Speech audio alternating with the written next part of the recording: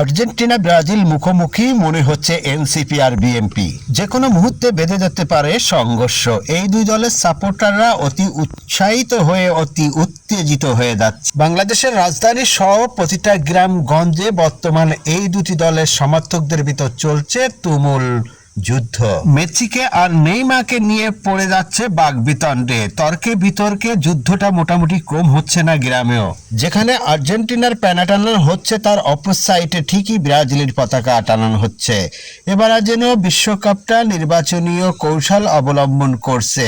একজনের প্যানা দেখে তার অপর সাইডে আর একটা প্যানা টানাতে হচ্ছে। ছোটখাটো টিমের সাথে যখন আর্জেন্টিনা ফুটবল খেলছে, আর্জেন্টিনার সমর্থকদের কপালে হাত উঠছে। ব্রাজিলের সমর্থকরা এই দেখে বেশ মজা করছে। আর্জেন্টিনার সমর্থকরাও বসে নেই, তারা 7 আপ বলছে, আবার ব্রাজিলের দর্শকরা 3 পিস বলতেছে।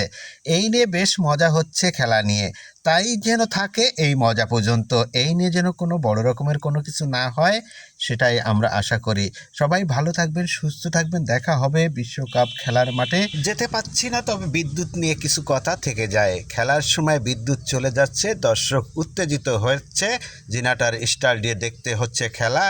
এই ছিল আমার কাছে সর্বশেষ। আমি বিদায় নিচ্ছি, রাহুল গুরু। দেখা হবে খেলার মাঠে। আরে বড়দা খেলে দিছে কিটা Det är 2021.